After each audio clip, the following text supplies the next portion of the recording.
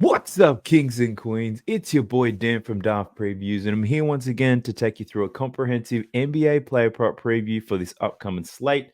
If it's your first time tuning in, thank you for clicking on the video. I do these every single night. I share my screen, I take you through outlier, I take you through all my leans. We talk about their form, we talk about their matchup, why I like it, and I do all this to give you all the information to hopefully make the best bets possible. I understand sports betting can be hard, so I'm doing what I can to make it easier for all of you guys and also drive some profit for me. I'm not going to lie. Now, it worked for us yesterday. I think almost 5 units profit I made. Cash out pretty well. So we hit our BAP, which is a parlay of my favorite picks, and I reduced the lines down for safety. Plus 364 yesterday. Pretty sweat free cash, to be honest. And we cashed in some single bets as well, 5 and 2. What you would have noticed is in my last video, I had 2 unit single bets and I had 1 unit single bets, and I tried to isolate the ones I like better and I bet a little bit more on them. It didn't work. All of my 1 unit bets cashed. I went 2 and 2 on the 2 unit bets. So don't bother asking me what my favorite pick is, because I honestly couldn't tell you what the best ones are. I only bet the ones I think are going to win. So I'm going to play the same stakes on all of my single bets, and I'll keep moving forward with that. I also want to give a special shout out to some of our Daft Preview All Stars. I want to say thank you to you, Sir Bingsley, and also to you as well, Dave Mace 09. So they're our inaugural members, Daft Previews All Stars. And what you get if you are a Daft Previews All Star, a couple emojis, your comments get highlighted. I'm prioritizing my responses. So if you guys were to do any comments moving forward, I'm going to reply to you. So if you're interested in joining the Daft Previews All Stars, click on the join button below this video. Now let's get into this preview. Let's go. All right, so we're kicking it off with the Chicago Bulls versus the Detroit Pistons. Firstly, in terms of matchups, the lineups: Ayo Dosunmu, Alex Caruso, Andre Drummond, Cade Cunningham. All game time decisions in this game. So, given the number of players who may not play, I've tried to be a little bit cautious with this one. Not too many leans in this, but let's get through it. There's two players that I want to talk you through. The very first one is for DeMar DeRozan. Now, DeMar DeRozan has been playing quite well. If you've been following the channel, I have been betting on him quite often because he's been producing some very good numbers. He cashed for us last time against New York. I think his PRA was only 33.5. Now, in this particular game, his PRA is up to 38.5, which in my opinion is quite high. Now, he's gone under this in 7 of his last 10 games. The matchup against the Pistons is not a difficult one. DeRozan has had his struggles against the Pistons in the past, going under in 6 of his last 7. Now, I'm not loving this play because when I broke it down, looking at his head-to-head form, he's taken about 16 shots per game in all these 7 games against the Detroit Pistons. But what we're seeing over his last 10 games is a big spike in his usage rate. He's taking over 20 shots per game in his last 10. So that's 4 extra shots compared to what he was getting against Detroit. So you can assume that's, if you're shooting at 50%, that's 4 extra points. So I think the line is just about right for this. 38.5. I wouldn't blindly bet the under on this just because the hit rate over his last 10 games has been pretty good, and his hit rate against the opponent, he's producing a lot more. And if Dosunmu's not going to play or Caruso's not going to play, there's chances DeMar gets even more usage out of this. So I'm not playing the under in his PRA despite the numbers looking good. What I am considering taking for him, though, is an under in his first quarter points line. So DeMar DeRozan is one of those players similar to Jimmy Butler or Kyrie Irving who really turn it up in the fourth quarter. De'Aaron Fox, very similar. They don't necessarily start games very well. So I'm looking at DeMar DeRozan under 6.5 points in the first quarter. Now, here's why. Firstly, his cash rate is excellent. 8 of his last 10 games, he's gone under. 16 of his last 20 games, he's gone under. And on the season, 75% of the games he's played this year, he's gone under 6.5 points in the first quarter. And if you look at head-to-head matchups, he's gone under in 5 of his last 7 games against the Detroit Pistons. Now, not guaranteeing and definitely going to take this bet. I am strongly considering it. One thing I do want to look at, though, is what are his shot attempts looking like in the first quarter? So for him to get 6.5, you'd probably, if he's taking 5 to 6 shot attempts, it's something I'm probably a little bit hesitant on. If he's taking any more than that, I probably wouldn't take the bet. But knowing what I know, they like to feed Vucevic early. Dosunmu likes to get some shots up nice and early. And even Kobe White, he doesn't shoot very well in the first quarter, but he takes a lot of shots. So DeMar DeRozan under in the first quarter, 6.5 points. That's one of my leans at the moment. The other play that I'm looking at is an under as well. And I'm looking at Kobe White here, but I'm looking at taking his under in his PRA, which, yeah, I think it's a little bit risky given the matchup. The Pistons not great. But they've actually been improving on their defense against point guards. At one point in the year, especially the first half of the season, the Pistons were like giving up so many points and so many assists to point guards. Now that the year's almost finished, they rank 16th to points allowed to point guards, 16th with assists allowed to point guards, and they allow the third fewest rebounds to point guards. So if you were to exclude their first half of the season, they're probably a top 10 defensive team when it comes to defending point guards for points and assists. So I do like the improvement in Detroit's Pistons for point guards. The hit rate on this is great too. Now, Kobe White, he's gone under 30.5 points, rebounds, and assists in 8 of his last 10 games and 14 of his last 20. Looking at his head-to-head numbers against the Pistons, he's gone under in 7 consecutive games. Now, I'm not going to make a big deal out of that. The reason being is he's only had considerable minutes against the Pistons, I'd say in his last 2 games against them this season, where he had 23 PRA and 21 PRA. So especially the last game, 41 and a half minutes played in that game, only finished with 21 points, rebounds, and assists. Looking at his last 10 games, he's playing 35 to 40 minutes a night. So he's going to get the opportunities, but despite those minutes, he's not necessarily covering this line. So I do think maybe someone like Vucevic could have a bigger game here. DeMar DeRozan obviously been playing very well, taking a lot of shots. He could take a lot of the stats off Kobe here. So yeah, I'm looking at taking the under in Kobe White. So just check the pinned comment. What I encourage you to do, watch the full video, and then when you're done with that, check the pinned comment, and you'll see what my final bets are. And that's if you choose to ride with me, right? You don't have to do that. I encourage you to learn or research your own plays. Check out something like Outlier. I do have a free 7-day trial in the video description, so be sure to check that one out. The next game is the New York Knicks versus the Boston Celtics. Now, the Knicks are 3-point favorites in this one. And here's why. The Boston Celtics, there's a chance that they rest everybody. They've got the first seed completely locked up. They've got no reason to win this game, whereas the Knicks probably have a little bit more motivation to win this game. They're currently sitting in third, but they're also tied with the Cleveland Cavaliers, and they're only 2 games behind the Milwaukee Bucks. I think what these 3 teams are really trying to do is to do what they can to avoid the 76ers. They want to avoid Joel Embiid in the first round. Now, the 76ers, I think, probably most likely to finish 6th. They're trying to avoid the play-in tournament. They haven't lost a game since Joel Embiid has come back.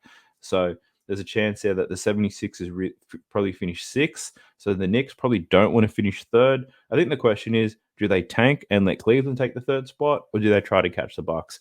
I'm not too sure. I don't follow those trends too closely, but I do know the Knicks will play everybody, and they'll play them a shit ton of minutes.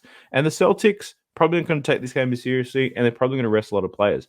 Drew Holiday, Jaylen Brown, Jason Tatum, Kristaps Porzingis, Xavier Tillman, Al Horford, all game time decisions for this one. So there's no markets available for the Celtics players, understandably. So I guess I've only got, 2 leans in this game, so let's get straight through it. The first person I'm looking at here is Jalen Brunson. So I've been betting on Brunson quite a bit as of late, and the reason being, it's been cashing for me. It's going quite well. So I'm liking his over 28.5 points in this game. So as you can see recently, he's been going off. Last 4 games, 35, 35, 43, and 45 points. So I do like that. Averaging 34 points a game over his last 10, averaging 35.6 points per game in his last 5. Now, he's got a great matchup here against the Boston Celtics. They do allow the 4th most points to point guards on the season. They let point guards play one-on-one. They don't double. They defend the wings quite well. They kind of shut down everybody else and let the point guards go to work. Now, that works out perfectly for someone like Jalen Brunson, who's been going to work all year. So 28.5 points. His line is down. His line was like 30.5 against the Chicago Bulls. So I don't know. I don't think a blowout's predicted. The line's only 3 points. The matchup is really good. So I think this is a really good spot. I'd take Jalen Brunson up to 29.5, to be honest. Take that 29.5 minus 115. I might move the line up a little bit to get better odds for it. But either way, I am liking Jalen Brunson overs. I could potentially ladder it up to 35 to get a little bit of extra cash. It's plus 200 though. So Jalen Brunson to go over his points line, I do like. If we look at his head-to-head matchups though, he's only cashed this line once, 1 out of his last 7 games.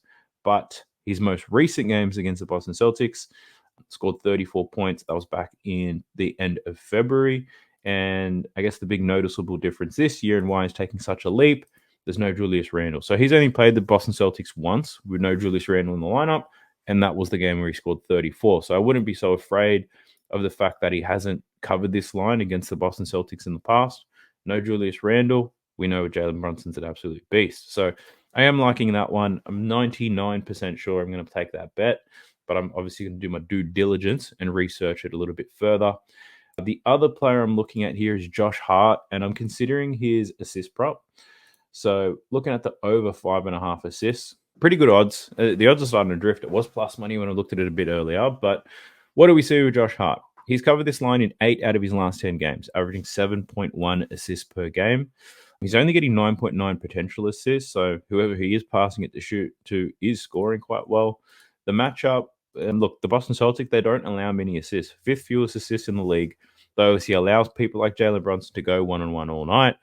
So that is a bit of a concern for me. The only positive when it comes to the matchup data is Josh Hart playing at small forward. That's probably the position where the Celtics leak the most assists to the small forward position, albeit it's not a massive amount. But he has hit 8 of his last 10. He has cashed in his last 2 games against the Boston Celtics, 7 and 6 assists in those games. So I do think this hits. I just don't love it to death. I do like the Jalen Brunson one a lot more. So, if I was betting this yesterday, I'd probably put 2 units on Jalen Brunson, 1 unit on Josh Hart. But knowing how the hit rate's happening, Josh Hart might cash, Brunson will not, and I'll lose money. So I'm not too sure about the Josh Hart part. I do like it. I just don't love it as much as the Brunson one. Do I think it's going to hit? Yes. Will I bet it? Probably. So, as always, I'll research my plays a little bit further before I make the final decision on them. But that's all I really like in this game. Nothing for the Celtics. Dante DiVincenzo, his rebound prop has an excellent hit rate, but I'm not going to bet on it just because the hit rate is there, to be honest. So, let's jump into the next game. It's the Houston Rockets versus the Utah Jazz, and it is getting warm as a mother in here. So let me take this jacket off real quick. But both of these teams really playing for nothing.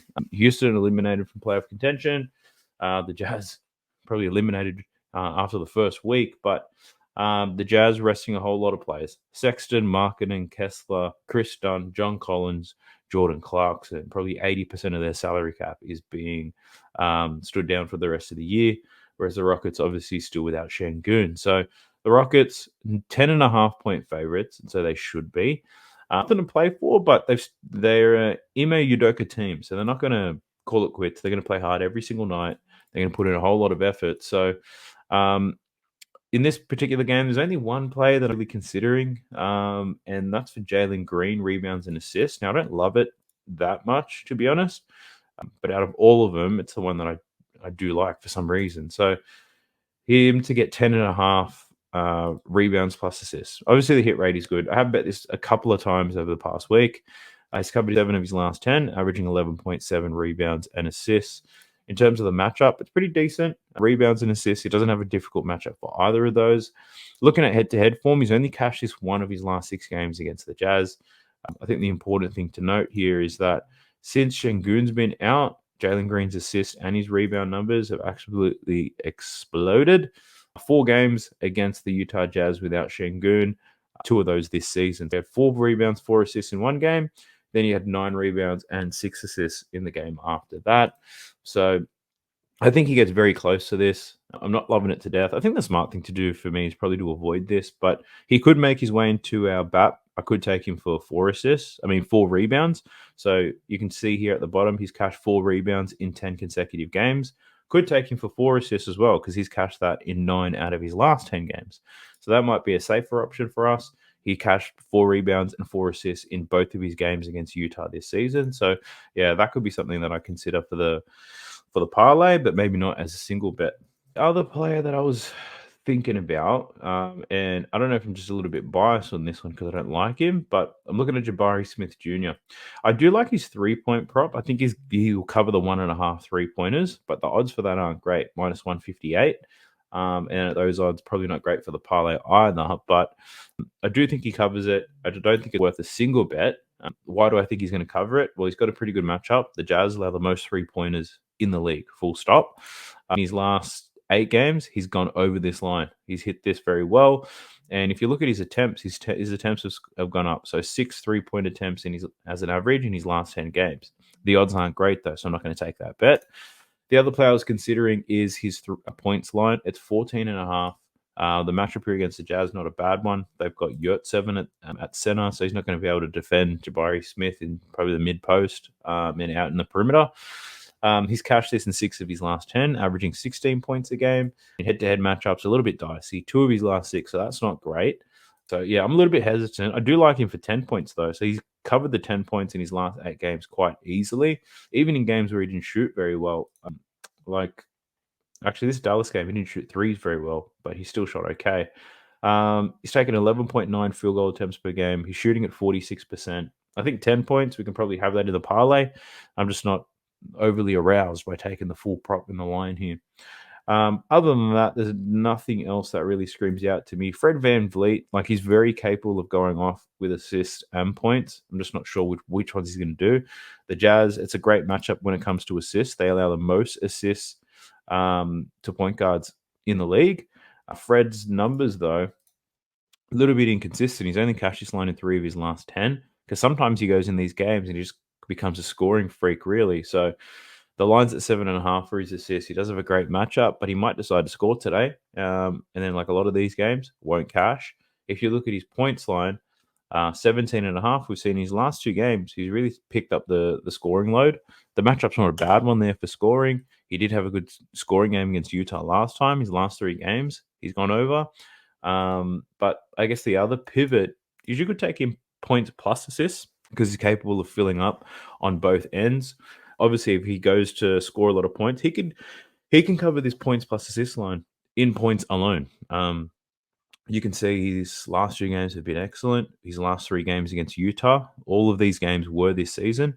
You can see here that he's been pretty decent, especially even scoring the ball. So assist-wise, he hasn't been doing. If you're just looking at form against Utah, points is probably the way to go. If you're looking at his most recent form, points are the way to go. If you're looking at his average over his last 10, assists probably better. So I think the pivot there is you could take Fred for points plus assists in this game. So I don't think I'll add anything to a parlay for Fred, because I couldn't tell you is points the better option or is assists. That I'm not sure of. But Fred to potentially cover both of these, I don't hate that either. So yeah, we'll see where we land. Got a bit of research to do, but these smaller slates, I guess they give you that better opportunity to do that. Less plays to go through, less leans, more time to dive in a little bit deeper. Because one thing that I hate is I'll spend hours doing research every night, putting videos together and sharing it with you. But then when my bets lose and I reflect on why they lost, I honestly get so frustrated when I've missed something. It's like I should have considered that. I should have thought about it. So smaller slates is a positive to it. It allows me to dive a little bit deeper. But the next game we have is the Golden State Warriors versus the Portland Trailblazers. The Warriors 13.5-point favorites in this game. In terms of what do we have to play for? Obviously, Portland have nothing to play for. They've got the second worst record in the Western Conference. I think the players will obviously be playing. The fact that they don't have Simons, Grant, Brogdon is enough to tell you that they're not necessarily gunning for any wins, but they have been quietly somewhat competitive for a lot of the games. So they've been a good team to bet on or bet against, because a lot of guys are getting their minutes. But the Golden State Warriors, so they're destined to be in the play-in. They're sitting at 10th at the moment. They're, I think, 1.5 games or a game behind the Los Angeles Lakers. So a lot on the line for the Warriors. I think they'll come out here and do some work. But in terms of the matchups and players, Klay Thompson, Draymond Green, and Dario Saric, all game time decisions. They're questionable to play. So I wonder if they suit up or not. So, yeah, given it's Klay, Draymond, I'm not willing to take any bets on Steph Curry just yet. My initial lean is Steph Curry has a big game, because if those guys are out, Steph Curry is probably going to need to have a big game in order for them to win. But it is Steph Curry after all, and his prop lines are quite high. There is 2 players that I am considering, though. So the first one is for Jabari Walker. Now, I know as of late, he's seeing a lot of minutes. He's getting a lot of opportunities. And where he's really taking advantage of those opportunities is when it comes to his rebounds. Now, this is just a very recent form for Jabari Walker. If we look at his rebound numbers, we can see his line's at 10.5. He's only hit this at 16% of his games this year. Obviously, he was playing a lot less minutes off the bench, yada, yada, yada. So, very recent trend, because over his last 5 games, he's really started to pick up. Well, more than that, actually. Last 6 games, he's starting to see some starters' minutes. And what we can see is if we just filter by his last 5, he's playing minutes a night, which is great. A lot of rebound opportunities. is getting 22.6 rebound chances. So over 20 chances to get rebounds in every single game. And that comes with the minutes. So there's two picks that I like. I like his rebound prop over 10.5. He's got a pretty good matchup here. The Golden State Warriors are the fifth most rebounds to power forwards on the season. So I do like that as well for Jabari Walker. The other play that I like for him is his first quarter rebound prop. Now it's quite high. It's 3.5. Like other plays with a line of 3.5 rebounds in the first quarter, you're talking about Sabonis, a Rudy Gobert, sometimes Anthony Davis. Like some of the better rebounds in the league, they have rebound lines for 3.5, and Jabari Walker has it in the first quarter. Now, over his last 5 games, he's hit this 4 times. He's averaging 4.8 rebounds in the first quarter. We know that the matchup is great as well. What I love about this play the most, check this out. Over his last 5 games, Jabari Walker has played 12 minutes in every single game in the first quarter. So he doesn't even take a break. DeAndre Ayton, he plays about 6 or 7 minutes. He subs out. Jabari Walker stays in there and plays the 5. So he seems to gobble up a lot of these rebounds. So, yeah, I do like both of these plays for Jabari Walker, so I'll most likely take them. Matchup is good. Recent form is good. We know he's going to get the minutes and opportunities. Hopefully Steph Curry doesn't just blitz them in the first quarter, because I think it's the only way I can see this one losing. If the Warriors come out red hot and they don't miss nothing, less opportunities here for Jabari Walker. But there's obviously foul trouble as well, but he hasn't found himself in any of that. The only other play I'm looking in this game that I don't mind is for Scoot Henderson. Now, for Scoot, I'm actually not looking at his assists. That's been pretty good lately, but he hasn't done that well against the Warriors. I'm not looking at his points either. But I never thought I would say this, but I'm looking at Scoot Henderson's 3-point prop, and I'm looking to take him over 1.5 3-pointers. Now, looking at his trends, they're not amazing, right? He's only hit this line in 38% of games this season. In his last 10, he has hit this in 7 of those games, making an average of 2.1 threes per game. So I do like that. The matchup with the Warriors is not a bad one. They allow the 12th most 3-pointers made on the season. They're sitting 16th in terms of 3-pointers allowed to point guards, which is middle of the pack. So the matchup I'm not overly concerned with. He's played the Warriors 3 times this season. He's cashed this 1 out of those 3 games. In those games, only playing 23 minutes a night. Now, over his last 5 games, we're seeing Scoot Henderson play 35 minutes a night. So the opportunities are there as well. What we're also seeing, 6.6 at 3-point attempts on average over his last 5, where if you compare that to what he's done this season, he's averaging 4.2 attempts. So he's seeing a 50% increase in his 3-point attempts. When he's doing that, he's shooting them at 36%. So not a great percentage here. So we really need about at least 5 3-pointers attempted from Scoot, but he's averaging 6 3-point attempts at the moment, and they are trending upwards. So if he can get to 7 to 8 3-pointers, I can see him cashing these 2 quite easily, to be honest. But on Outlier here, it's saying the odds at minus 145. It's clearly moving. It's moved a lot since I looked at it earlier, but I'll do some line shopping, see what type of odds I can find. If I find something pretty decent, like minus 125-ish, then I'll be all over that. So Scoot Henderson, 3-pointers. Other than that, nothing else in this game. I think the best game to bet on and to watch just happens to be this last game. It's the New Orleans Pelicans versus the Sacramento Kings. Now, why it's a good game to watch, both of these teams pretty decent, will feature in the playoffs this year. They both have quite a bit to play for. The Pelicans are 6th at the moment. The Kings are sitting in 8th. So the Kings will be in the play-in tournament. Obviously, the better they perform right now, I don't think they'll catch the Suns, but they don't want to fall below the Lakers, because if they fall below the Lakers, you get less opportunities and stuff like that in that play-in tournament. So very important for them. Now, the Pelicans, they're sitting at 6. They're not going to catch the Mavericks for 5, but there's still a chance that the Suns can catch the Pelicans. So the Pels, they don't want to fall any lower. They could lose their spot as well. I think that first game is 6 versus 7. Both teams go on, but I think the winner goes straight through. I don't even know the format for the play-in, to be honest. But I think it's going to be a pretty good game. A lot of players look like they're suiting up for this one. I think it's from the Sacramento Kings, Keegan Murray. He's a game-time decision in this one. Other than that, everybody is good to go. So I've got a few different thoughts and opinions on this one. A couple of players, I'd say are pretty much my faithful plays at the moment, because I've been playing them a lot lately. The first one I'm looking at is CJ McCollum, and that's over his points plus assist prop of 28.5. Now, the first thing that'll get your attention is his form. So in his last 10 games, Obviously, there's been no Brandon Ingram. He's cashed this in 8 of his last 10 games, averaging 32.3 points plus assists. So that's very good. No Ingram, he's getting a lot of minutes, a lot of opportunities. So we don't have to go into that level of detail. He's shooting the ball a lot. In terms of the matchup, though, against the Sacramento Kings, he's only hit this line in 1 of 5 games against the Kings, which isn't great.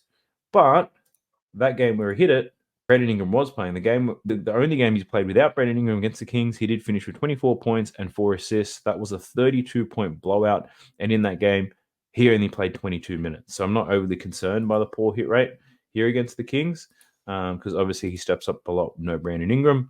Looking at the map data, though, the Sacramento Kings, they allow the 10th fewest points to point guards, but they allow the 21st fewest assists. So, well, the 10th most assists. The problem here is looking at the data, CJ McCollum hasn't necessarily been racking up the assists. He's been scoring a lot more. He's been covering this line, points plus assist line. He's been covering that alone in points. Over his last 4 games, he's been killing it scoring wise. So if you look at recent form, points definitely the way to go for CJ McCollum.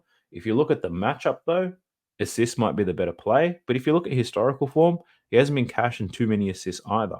4, 7, 3, 3, and 4. So I think the safer way to approach this is to take the points plus assists, just in case he only finishes with 25 points or whatever. But if he does have a big assist game, you'll get some coverage there. I think it's unlikely he struggles in both areas.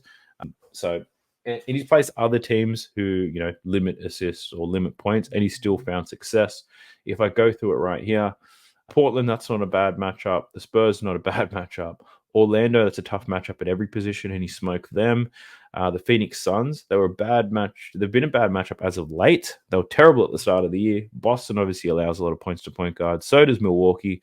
OKC is a difficult matchup. Detroit has improved as of late, and so has Miami. So he's faced some tough teams, and he's still made it happen. So CJ McCollum, points plus assists is what I'm taking, and I might even have a stab at him to score 30 points. Might make a small play on that one as well.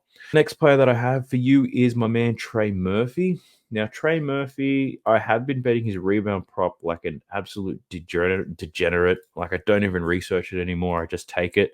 It's always been at 5.5. Looks like it's moved to 6.5 now. But even if it was at 5.5, I wouldn't take it. The matchup here is terrible against the Kings. His form against the Kings is awful. So I'm not going to be taking his rebound prop now.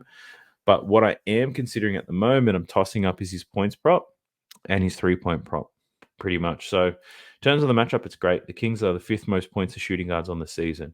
And I think where they're going to find some difficulties here, the Kings' backcourt is considerably a lot smaller than the Pelicans' backcourt. So Keon Ellen and De'Aaron Fox up against CJ McCollum and Trey Murphy. What's Trey Murphy? He's about 6'8". 6'8". Keon Ellis, their starting shooting guard, probably about 6'1" at best. So considerable size advantage here for Trey Murphy. So I think he'll be able to get some easy buckets. He's covered this line 15.5 in 4 of his last 10. He's averaging 15.9. So I think the line is just about right, but I think this is the matchup. He does shoot the ball quite a lot, 12 attempts. Has been improving as of late. Like, he's going to take more than 10 shots for sure, and a lot of these shots are 3-pointers. Now, what I like about the play for Trey Murphy here is the Sacramento Kings, they allow a 17th most 3-pointers on the season, which isn't massive, but for shooting guards especially, that's where they allow a shit ton of 3-pointers made. So looking at Trey Murphy, he's covered his free line of 2.5 in 6 of his last 10. In those games, he's taking 8.3 3-point attempts. He's shooting them at 34%. In the head-to-head matchup against them, though, check this out. He's covered this line in 5 consecutive games against the Sacramento Kings. If we filter out the games without Brandon Ingram, it's obviously where Trey Murphy gets more opportunities. The last time he played the Kings without Brandon Ingram, he made 6 3-pointers. So I do like the 3-point prop a lot more. I think this isn't a game to expect, though. He shot 6 from 8 from deep. I don't think he shoots that well. I'd probably see him at between 40 and 50%, to be honest. So I think 3 to 4 is definitely what I would expect to see Trey Murphy hit in this game. So I probably like the 3-point prop a lot more. What's going to burn me is if this guy scores a lot of break and transition and stuff like that, I'm going to cry if he doesn't hit the 3-point prop and I take it. But I already started doing some other dives into it, looking at how Trey Murphy scores, how do the Kings defend people who score that way. So Trey Murphy scores 35% of his points from spot-up shooting, and how the Kings defend that is quite poorly. I think they're the third worst team when it comes to defending spot up points. Trey Murphy does score a little bit in transition, but the Kings, surprisingly good team at defending transition buckets. But the 3-point line is where Trey Murphy likes to score spot up, and it's where the Sacramento Kings are quite weak. So, yeah, I do probably like that. Now I've talked myself into it. I like his 3-point prop more than his points prop. So I'll most likely be looking at taking that. We might even take a ladder for him to get 4, maybe 5 3-pointers as well. We'll see how aroused I get when it comes time to make my picks. Now, my next pick, I don't love it because this guy has been killing me this season, but it's just one of those plays where I feel like he's just he just loves the matchup. So I'm looking at Jonas Valanciunas at his points prop 10.5. Now he has cashed this in 6 of his last 10. That's not a bad thing. Averaging 12.5 points and assists in that span. Obviously, that's juiced by a game against the Spurs. He has hit this line at 68% this season. Looking at the matchup here, they don't allow points to centers, the 5th fewest points to centers. They do, however, allow the 7th most assists to centers. So Jonas can sneak a couple of those in, given the matchup is right. He's playing 18.5 minutes a game over his last 10, but he's played extremely well against the Kings. Check this out. In his last 6 games against Sacramento, he's averaging 17.83 points plus assists. I mean, he's been very consistent with it. You can see it here on the screen, a whole lot of green. But in these games, 26.6 minutes per game, which is 8 minutes more than he is currently seeing. But what we've seen over his last 10 games is when he's given the right matchup. So if you don't know, Jonas Valanciunas is slow as shit. Given the right matchup, they'll find a reason for him to get more minutes. So San Antonio Spurs up against Wemby and the gang. The Spurs don't play too fast to try to limit their turnovers, which means someone like Jonas can get more minutes in. Against Phoenix, 23.8 minutes. Yusuf Nurkic, obviously big, nice and slow. So Jonas needs to be on the court for him. The Bucks, they play Brook Lopez, which means Jonas Valanciunas can match up with him. There, I'd like to see that running race, I gotta say. But who's he up against today? It's the Sacramento Kings. Domantas Sabonis, not too big, somewhat quick for his position, not the most athletic guy, but in saying that, Jonas Valanciunas has played extremely well against Domantas Sabonis in the past. And when we get to Sabonis, the hell is that? Again, when we get to Sabonis, I'll talk a little bit more about how Sabonis has struggled to play against Jonas Valanciunas as well. So I do like the points plus assists. What I might even take a play at is for him to score 15 points. Now, he's only hit that in 35% of games this year, 2 of his last 10, so not overly impressive, but he has cashed this in 4 of his last 6 games against the Kings, and he's versed the Kings 3 times this season, he's versed the Kings 3 times this season, and he's cashed it in all 3 games. So Jonas Valanciunas, he just happens to turn it on against Domantas Sabonis. In terms of how Jonas scores, it's, and how the Kings would be able to defend it. So Jonas Valanciunas, he does score, 21% of his points rolling after a screen, or maybe about 20%, cutting to the basket, and a little bit in the post as well. Actually, I was thinking that was Domantas Sabonis. Jonas Valanciunas, he's posted up, he's picking and rolling, might get some putbacks, quite simply. Does spot up occasionally. The Kings, not the strongest when it comes to those things. Probably the putbacks is where they'll be able to limit him quite well because Sabonis is a strong rebounder. But in the post, I think he's got the advantage, picking and rolling, given the threat of having CJ McCollum. Zion Williamson going to command a lot of attention as well. I think Jonas can sneak over this line quite quickly if he's on. Could be a no sweat bet, to be honest. But I think it might be worth a small play, but we'll see where I land.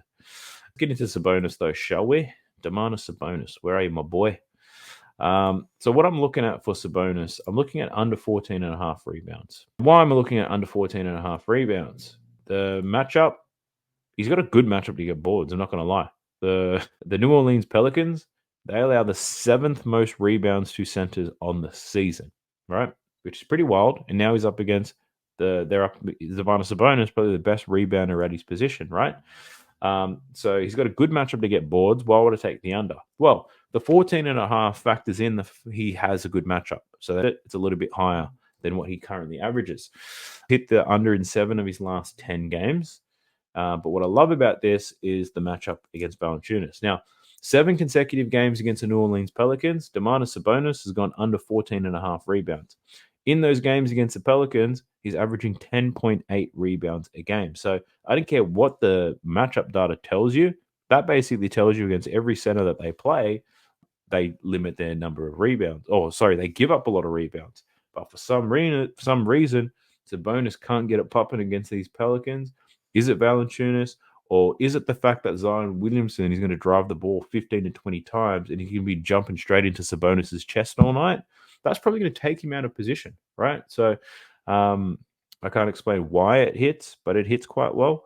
So I'm willing to take the under 14.5 for Domantas Sabonis. I'm happy to be wrong here. If you get 20, so be it. Good on him. He played really well, but I just can't seem to shake off the historical trends. One thing I'm also considering is maybe I parlay them together, the Jonas and the Sabonis play, because the main reason I'm taking that is the historical form. And I'd hate to get burnt by both plays because I didn't really put enough stock into the recent form. I'm not too sure. We'll see where I land. But the last play that I have, it's not a market that I commonly bet on, but the numbers are looking pretty good. It's a pretty sweaty bet because what I'm looking at is De'Aaron Fox under 2.5 steals plus blocks. Now, over his last 10 games, this has cashed 5 times. He's averaging 2.5 steals plus blocks, which is pretty crazy, right? For a point guard, he does get quite a few blocks sometimes. But why do I like this bet? What do we have? He is at home, and at home, he's been a beast, to be honest, but let's not be afraid now. The matchup is the main reason I'm taking this bet. The New Orleans Pelicans, they allow the second fewest steals and the second fewest blocks to point guards, which I do enjoy. I like that. They do get blocked quite a bit, and that's because Zion's just to the rim all the time. But it's not the point guard that's going to be blocking Zion, so I'm not too concerned about that. For point guards, different steals and blocks. And if we look at the head-to-head matchups, in 5 consecutive games against the New Orleans Pelicans, De'Aaron Fox averaging 0.8 steals plus blocks against them. So hopefully that trend continues and De'Aaron Fox makes this a no-sweat bet for us and goes to the under. But I'm going to dive in and do a little bit more research on that anyway. So smaller slate. We managed to get through this a lot quicker than a lot of my other videos. For those of you who have watched the whole video, I appreciate you because, I don't know if this is entertaining for you or not. Like, after about 5 minutes of me recording and talking this, I forget that I'm recording and I'm just riffing, looking at the screen, talking about what I see. But this is part of my process. I think it helps me make better bets. Quite profitable at the moment. After that winning day that we had yesterday, we clawed back some of the losses from the prior 2 days. Currently sitting at about 95 units profit or something like that. So I'm going to research the rest of these plays. I'm going to put together a parlay. Hopefully we can cash it 2 days in a row. If you haven't already, subscribe to the channel if you're new because I do this every single day. The playoffs is going to get wild. I'm actually pretty excited about the playoffs because when you have less games, how you use outlier is going to be very important, or how I use outlier is going to be very important because the recent form is, I guess, it becomes less reliable when the playoffs come around, and you've really got to dive in to make the best bets possible. So I'm interested to see how that all goes, but best of luck. I'll also be, actually, can't forget about this. I'll also be probably streaming a few of the games tomorrow. Could do a little bit of a watch party if you guys are interested. That is on Playback TV. There'll be a link in the video description below. You can jump into Playback TV. You can join my room. It's free to join, so you don't lose anything. And if you don't have League Pass, I can give it to you for the day, and then we can watch these games together. So I will be doing that tomorrow because I've been so exhausted as of late. I took the day off tomorrow. I plan to catch up on sleep, but knowing me, I probably won't do that. It is quite late. It's almost 12 o'clock here, so I must be off and get on with it. But I'll catch you guys in the next one. Best of luck to us. Let's go. Sub to the channel cause your boy's getting busy. Coming to your line from the west side of Sydney. We've got the free picks and the juice and the daily. It's all free, you don't even have to pay me.